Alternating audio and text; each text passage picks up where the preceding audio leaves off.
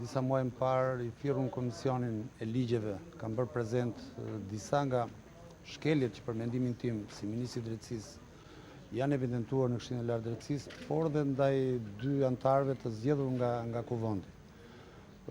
Sigurisht tashmë janë fakte të njohura që vjet në shtator nga 30 gjykata 21 kryetar gjykatash vazhdonin prej muajsh, vitesh deri në 5 dhe 6 vjet të deleguar dhe të komanduar. Mjafton ky fakt për treguar që dy anëtarët në Këshillin e Lartë të Drejtësisë të zgjedhur nga kuvendi kanë fjetur gjumë ose kanë patur agjendë tjetër personale gjatë ushtrimit të detyrës së tyre si anëtar të Këshillit të Lartë të Drejtësisë.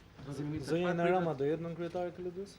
Besoj që zonja Rama ka akoma një proces me KLD-n që nuk e pranoj, kundërshtim me ligjin për mendimin tim, ka një proces gjyqësor që vazhdon të ankimoj vendimin e vet, dhe është në drejtën e saj të kandidoj, por dhe të propozohet nga dikush. Është jashtë vëmendjes time për momentin dhe nuk kam ndonjë informacion. Çfarë pritet ndryshoj me zëvendësimin e mundshëm të dy anëtarëve? KLD-ja ka 15 anëtar, ndërkohë që vetëm 2. Çfarë pritet ndryshojnë këto raporte që ju thoni? Absolutisht ne kërkojmë të ndryshojmë vetëm frymën në Këshillin e Lartë të Drejtësisë, nuk duam të ndryshojmë numrat. Kjo nuk është çështje numrash. Sigurisht që pavarësia e gjyqësorit është e garantuar. Ju e dini tashmë që Këshilli i Lartë i Drejtësisë përbëhet nga 15 anëtarë, ku 9 zgjidhen nga konferenca gjyqësore kombëtare dhe kryetari i gjykatës së lartë bën 10.